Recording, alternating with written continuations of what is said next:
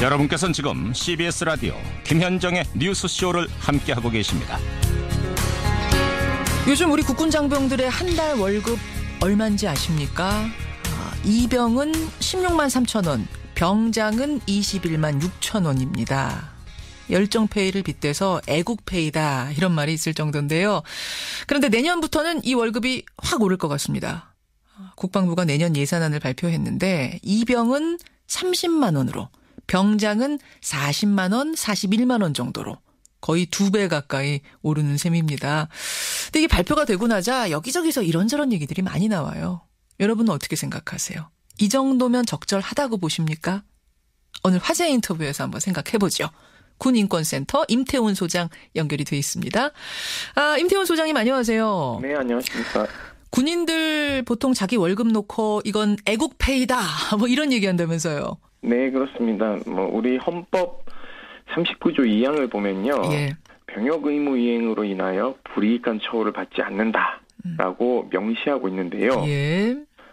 건국 이래 지금까지 헌법이 무시되어 왔었죠. 올려준다라고 공약만 발표하지 말고 예. 어떤 기준점을 둘 것인가 제발 기준이라도 좀 잡자라고 얘기를 했습니다. 기초생활수급권자에 비교할 것인지 예. 아니면 최저임금 수준에서 몇 %를 줄 것인지 하는 그런 논의가 단 한 번도 없었습니다. 그러다가 이제 드디어 오르는 건데 그러니까 16만 3천 원이 30만 6천 원이 되고 네. 21만 6천 원이 40만 원 정도가 되는 요 정도 인상이면은 조금 전에 말씀하신 그 기준에선 어떻게 되는 건가요? 사실 그 기준이면은 군인권센터가 제시한 기준은 부합하는 것이죠. 이 정도면 괜찮다. 네, 그래서 취임한 지 한 달 만에 이렇게 군인권 10대 공약 중에서 하나를 이렇게 완성하는 걸 보고 잘못된 건 아닌가 싶어서 다시 봤더니 사실이 있더라고요.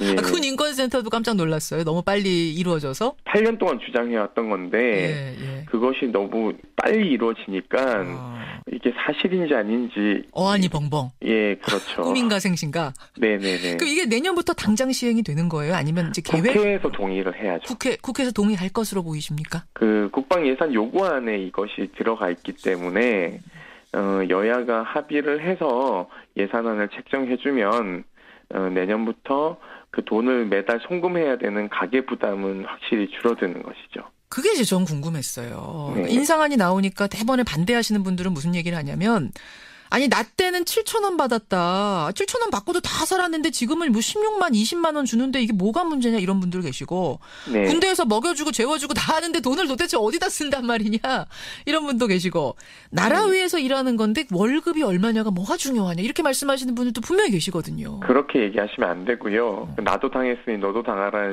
식의 그런 복수심은 우리 사회의 공동체를 흐트러뜨리는 것이고요.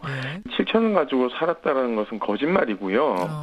부모님들 다 돈 붙여주셨습니다. 군에 가면 돈 필요 없다라고 얘기하지만은요. 지금 현재 PX 민영화를 실시하고 있어요. 해군 같은 경우에는. 콜라 500ml 같은 경우에 해군은 1,030원인데요. 육군은 550원입니다. 2배 차이 나나요? 이게 해군이냐 육군이냐에 따라서? 해군은 민영화를 했고 지금 공군하고 육군으로 이제 확대할 계획이 있거든요. 그렇군요. 그리고 휴가비 같은 경우에도 말도 안 되는 그 휴가비 책정으로 인해서 오히려 휴가나 외출 외박을 나가면 자기 돈이 더 들어가는 상황이고 휴가 나가면은 빚진다는 얘기를 하는 거죠. 빚 져야만 제 돈을 넣어야지만 휴가 갈 수 있는 상황. 네네네. 혹시 객관적으로 좀 조사가 된 게 있어요? 얼마나들 군에서 돈을 필요로 하는가 이런 게? 평균적으로 3, 40만 원 정도 돈을 쓴다라고 얘기를 합니다. 3, 40만 원. 제일 많이 쓰는 곳은 어디래요? 3, 40만 원을 들고? 그 세탁기에 돌리는데 코인이 들어가고요. 그것을 건조하는데도 코인이 들어갑니다. 그러니까 자기가 자기 거 손빨래 하거나 아니면 세탁기를 이용할 수 있게 이제 복지 혜택은 있는데 그러려면 돈이 필요한 거군요. 네, 돈이 다 필요하고요. 또 그리고 부대에서 밥을 먹지만 20대에 군것질하고 싶은 욕구가 강하지 않습니까? 그렇죠. 그러니까 PX에서 사 먹기도 하고요. 아유, 얼마나 식욕이 땡길 때예요, 그때. 예, 회식도 하고 외출 나가면은 치킨이라도 한 마리 이렇게 같이 해서 또 회식을 하면 또 돈이 들어가죠. 알겠습니다. 이 정도로 돈이 필요하답니다, 여러분. 그래서 이제 올려주자는 건데 아무래도 옛날에 군대 다니셨던 분들은 아니 나라 위해서 일하는데 이거 애국심으로 일하는 건데 웬 돈 이런 분들이 일단 계시고 또 한쪽으로는 해주면 좋지. 근데 재원은 어떻게 마련할 거야? 돈이 많이 들 텐데 한 3천억 원 필요한 거 아닌가요? 말씀하시는 분들 계세요. 병사들의 안보의 존재 가치가 높은 만큼 저는 제값을 쳐줘야 된다. 그거는 우리나라에서 전투기 사업이나 뭐 자주포 이런 것들 무기를 최첨단하는 것만큼 저는 중요한 문제라고 생각하고 있습니다. 그럼 재원 확보는 지금 새 나가는 돈을 막는 것, 뭐 방산 비리 이런 것만 줄여도 충분히 마련할 수 있는 충분히 돈이라고 할 수 보세요? 있고요. 예. 병사 한 명이 갖는 전투력도 생각해야 된다는 것이죠. 그러니까 이럴 때는 애국페이를 요구하고 있고요. 예. 저럴 때는 되게 중요한 전략 자원이다라고 얘기를 하고 있는데요. 이런 이중적인 잣대로 이러한 것을 요구하면 안 된다고 생각하고 있습니다. 알겠습니다. 월급 그렇고 혹시 그 월급 말고요. 많은 군인들 만나보셨을 텐데 이거 좀 어려워요. 이거 좀 개선해 줬으면 좋겠어요. 어떤 얘기들 들어보셨어요? 자기가 일하던 곳 위에 자는 곳이 있습니다. 그리고 사생활이 보장되지 않죠. 그러다 보니까 일과 시간 이후라는 것이 별로 의미가 없습니다. 직업군인들은 퇴근하면 그만이지만은요. 그렇죠. 그래서 이것도 좀 차제에 자기 근무지와 숙소는 조금 분리하는 생활관을 지어야 될 것 같고요.